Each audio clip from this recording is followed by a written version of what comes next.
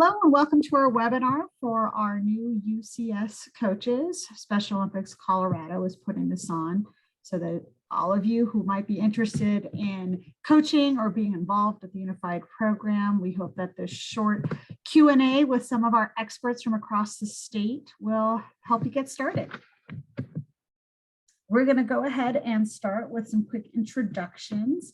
And I'll just go ahead and announce who it is first, and then we'll go from there with yourself, your current title, and your role with Special Olympics Colorado at your individual school or community partner. So Kelton, can you get us started? Yes, hi, my name is Kelton Coppinger. I am a special education teacher at Smoky Hill High School.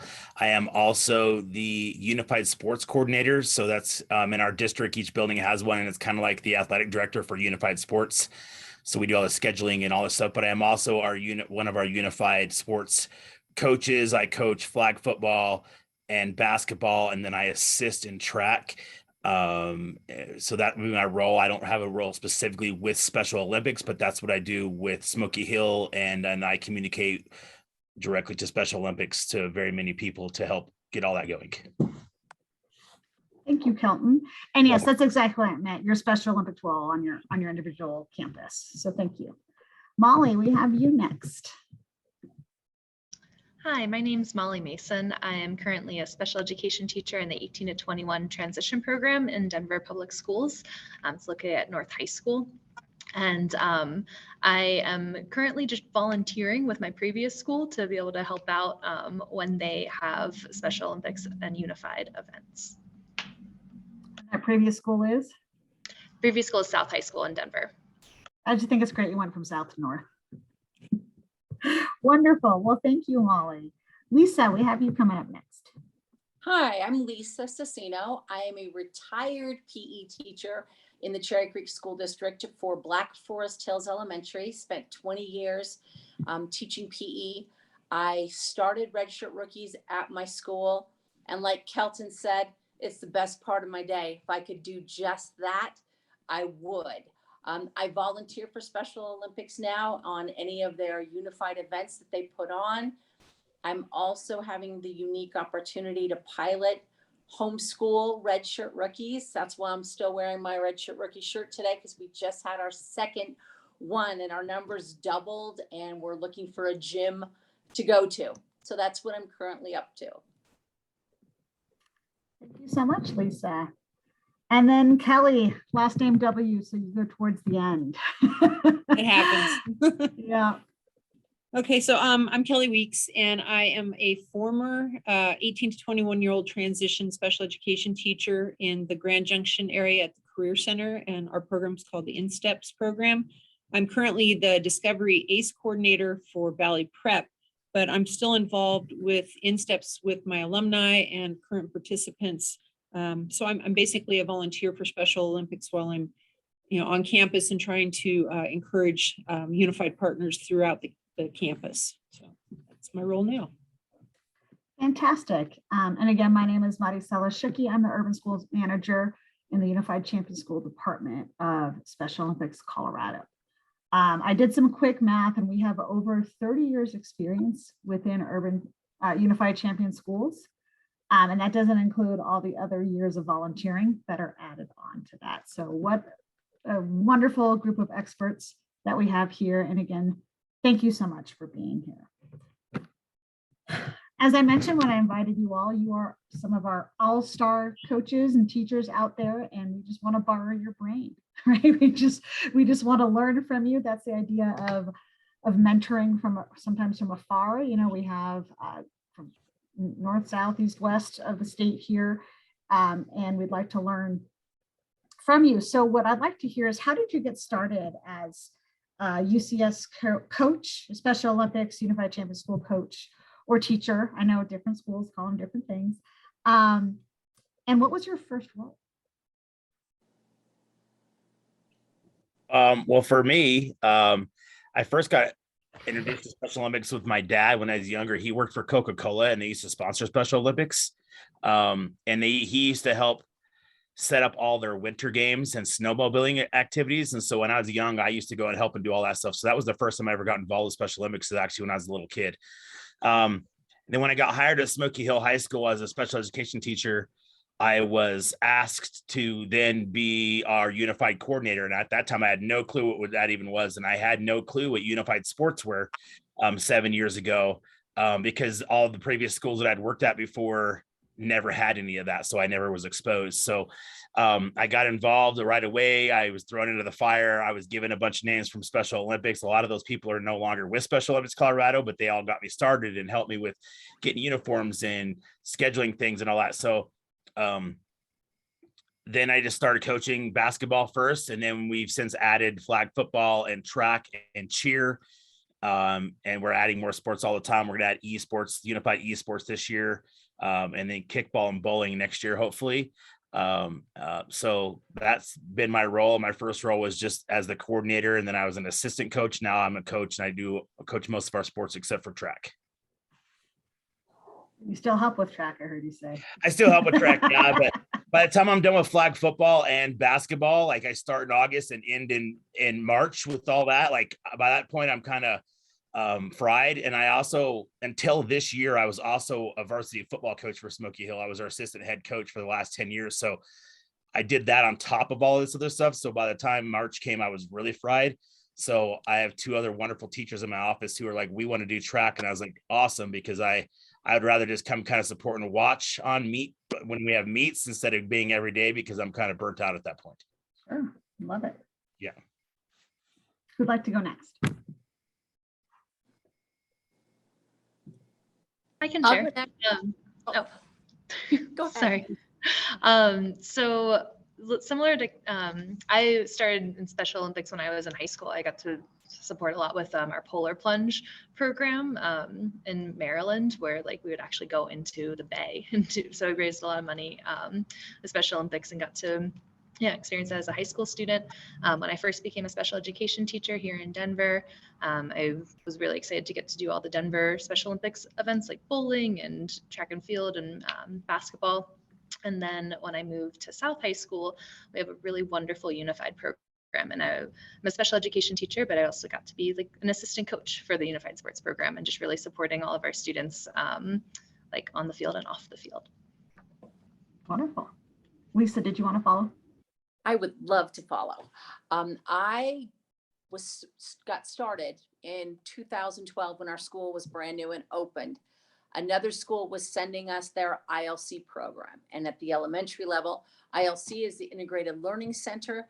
Those were my first students with special needs.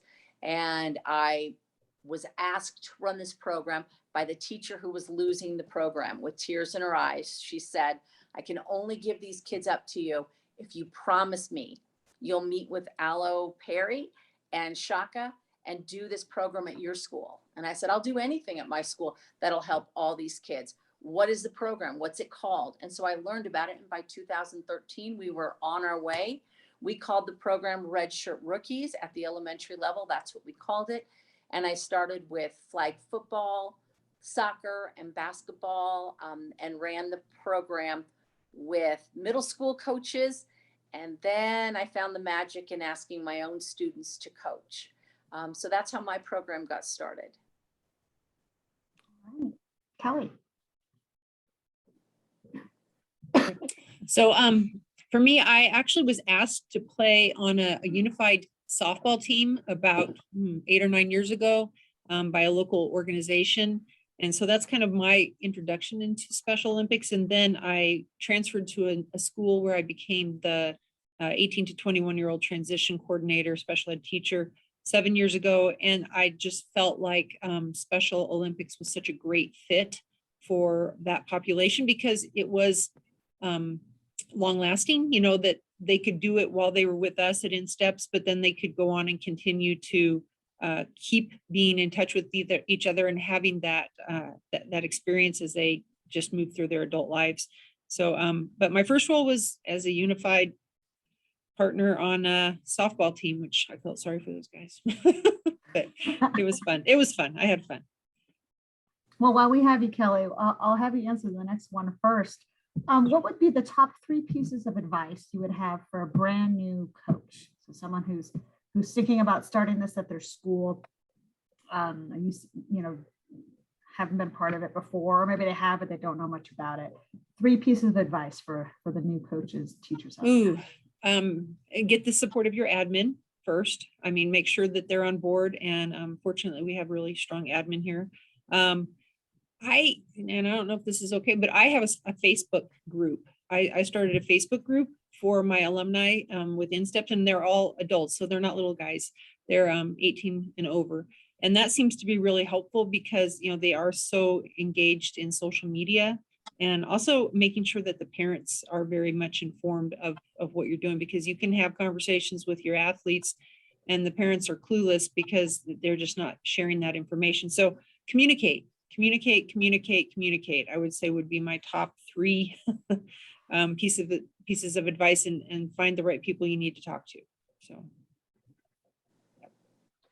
Wonderful. Lisa, what would be your top 3 pieces of advice? Adding on to exactly what Kelly just said, get your admin support, and ask for help in your building. I had all the TAs that were working with these kiddos, the athletes, one-on-one all day long. They wanted to come and watch the kids shine and step back. So ask for help because you're going to need it. At the elementary level, include your parents of your athletes, but also your parents of your coaches. You're going to build community that way. You're going to build a support system, and you're going to find parents that are willing to do all the extra things that you need. So ask. The last thing, don't be afraid to begin slow. Pick maybe 2 of the sports, and it's okay to begin slow. And then once you're comfortable, that's when you can add more programs, like, you know, End the R Word was a program that we added, and young athletes for our preschoolers. But there's time for that. So don't overwhelm yourself that first year, because it's scary until you get fully into it, and then it will be the best part of your day. I love it. Yeah, the communication from Kelly, get support. I like that you mentioned to reach out to the parents of not just the athletes, but our partners too, right? Absolutely. Well, those are great. All right. How about you, Molly? What are your top 3s? I had very similar ones. Yep, definitely get support of your administration, communicate with parents and the other staff too, to like let them know what's going on, because people will want to help and you can ask for help. But that communication piece, and like it brings in that community, and it can make it really, really wonderful. So my other point is to try not to get bogged down in paperwork. Like Lisa said, ask for help too. And the last part is really suggest doing the sports and activities that students really enjoy. We started the esports program at South a couple of years ago, and it was so much fun to see students who wouldn't necessarily consider themselves athletes to be really engaged in esports. So finding those activities and sports that students enjoy, and then being able to build off from that. Yeah, that athlete voice is so important. Absolutely. All right. I think Kelton got knocked off, and I'm waiting for him to come back. So we'll ask him his later when he returns. I mentioned earlier that we wanted to learn from your experiences, and I think one of the best ways we can do that is as we learn from our mistakes. So I want you to be a little vulnerable here. If you can let us know, what would you say is the most important mistake?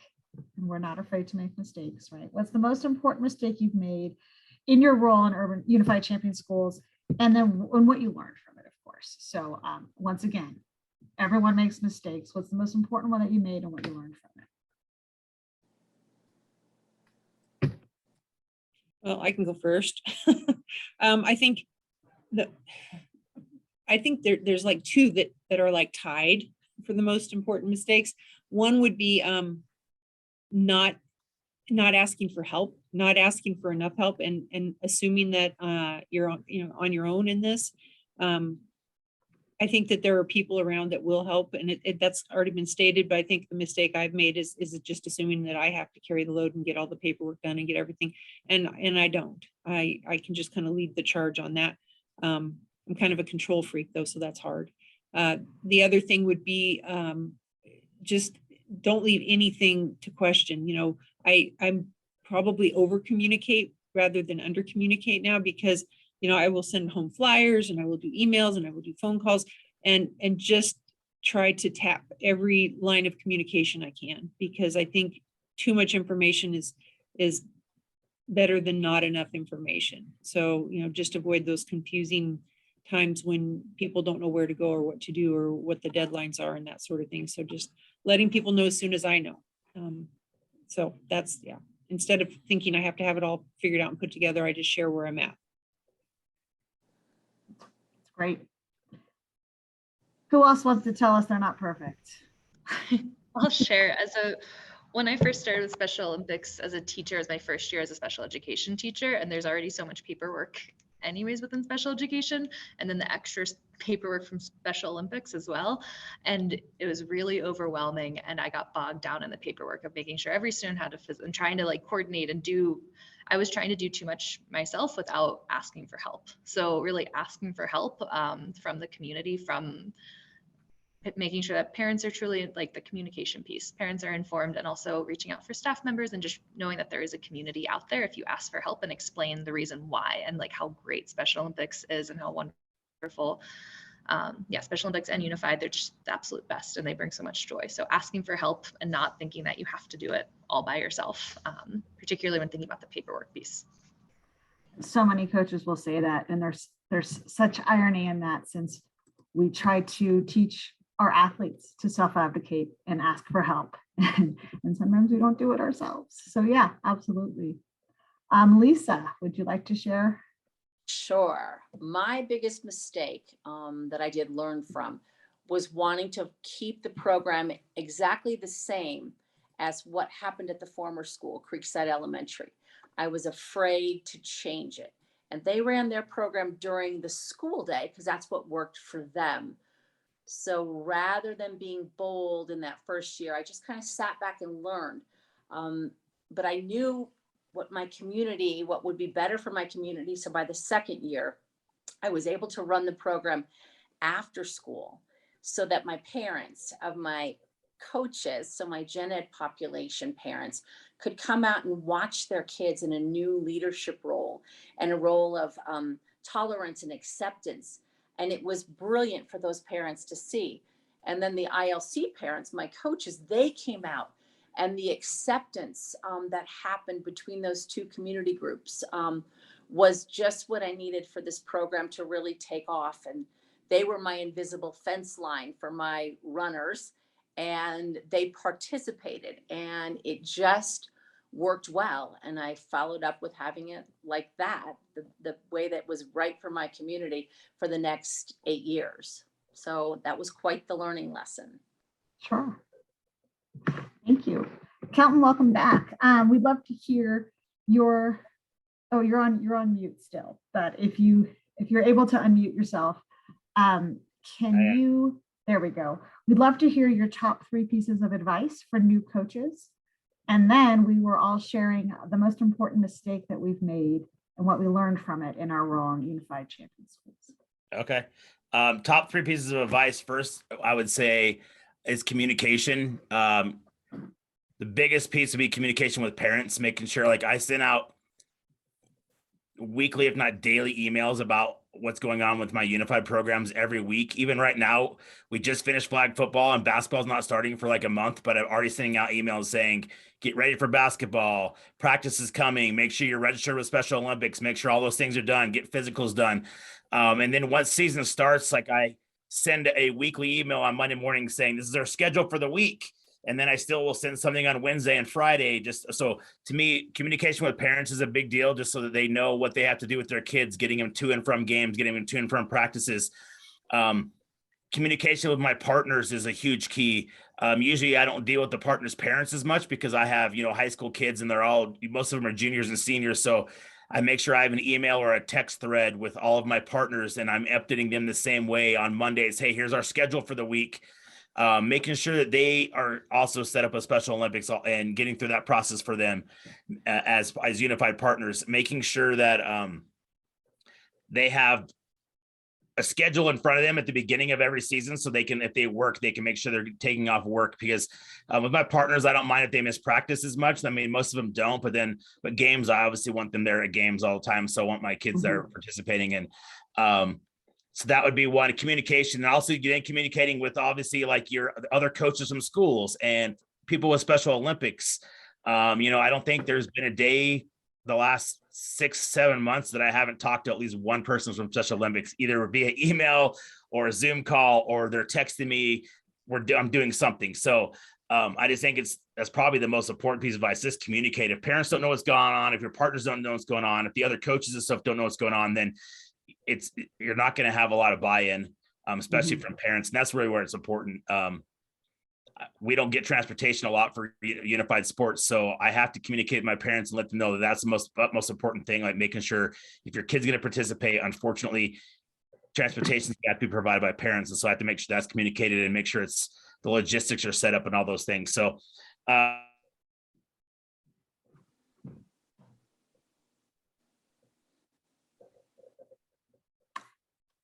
Okay, well, he will come back. He has before.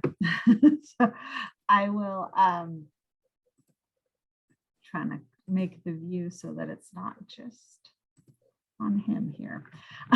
When he comes back, we'll let him finish up. But really, we're towards the end here of the call, and what I'd like to hear from each of you. We kind of joked about it before. We know there's so much on your plate as a teacher. One of the hardest asks we have is from Special Olympics is to say, here's this great program, and it's going to take some more work from someone on your campus. What we would love to hear from you is your why, right? What is the reason that you do this? What is it that motivates you? How do you do this when you might feel overwhelmed with paperwork, Molly, like you were saying, or whatever those challenges are? I'd love to hear what is that inspiration that drives you as a coach. So Lisa, you're the only one unmuted. Yeah. I'll have you go first. Okay, I would be happy to go first.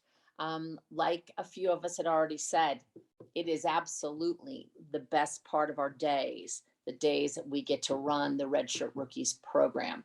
The love and the admiration and the friendship between coaches and athletes, you just can't get that without having this program. If we hope to change the world, we are teaching kindness, and we're teaching tolerance, and we're teaching acceptance, and we're teaching to love one another's differences.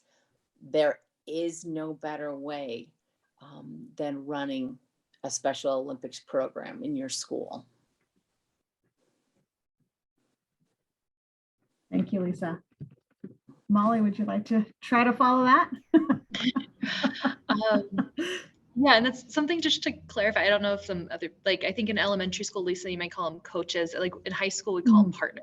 So that's something that just to like, I don't know, for new people, it was like, oh yeah, that's what it is.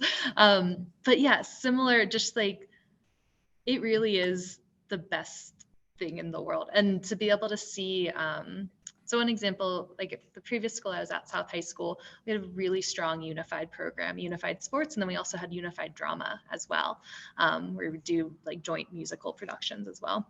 But unified sports is just providing the space for students to truly get to know one another as individuals, as people, and to build the community. We would run unified prom every year too, where like we would all go to prom together, and seeing students at prom last year on the dance floor, all being true friends, and really like the definition of inclusion, of like knowing our students with more significant disabilities and knowing them as friends, and just being able to like bring everybody in and have a really fun time while really getting to know them and advocating for our students and advocating for it's just true friendship. Being able to see true friendship is the best thing in the world. And again, the definition of inclusion is it's the best way to do inclusion and the best way to really maintain those, develop and maintain meaningful friendships. And being able to see that for all of our students is just the absolute best thing. It's impactful for everyone. I love it. Thank you, Molly. Kelly, you want to bring us home? Oh, yeah. Lisa just about made me cry. I'm like, oh my gosh. I think because I'm inspired by them. I don't miss I don't miss IEPs. I don't have to write IEPs anymore. I'm on the grading side of the world now instead of the IEP side of the world, but I would miss my participants, my athletes, my alumni. And so for me, it's, selfishly, I want to be connected, and it's a great community of people, human beings that are just amazing. On our campus, we're working on engagement and belonging too. And the unified partner teams work really well with that because it gives our students on both sides, on, not just the 18 to 21-year-old building, but the other campus gets an opportunity to get involved with Special Olympics at the high school level, which hopefully will make them lifelong supporters of Special Olympics also, because I think that's a really great place to be, and to make the world a better place. It's a perfect fit for alternative cooperative education, which is what I'm involved in. So all of it is it's so easy. It's not easy, the paperwork and all that, and trying to organize and keep it going, but it's definitely worth the trouble. It's worth every minute of whatever you're doing to get it done. So that's why I do it, to be inspired and remain connected. Well, thank you to our All-Star coaches who were able to share with us today. Again, this is recorded. We're going to send it to new coaches, give them just more resources. As you know, our mission at Special Olympics is long, but I like to boil it down to one word of inclusion, especially with Unified Champion Schools, inclusion for all in our schools. And the reason and the way we can do that is because of you, our coaches. You keep us going. I think you're that consistent, you're like that heartbeat of the team. And so on behalf of our veteran coaches here and our future coaches who are listening in, thank you from Special Olympics Colorado.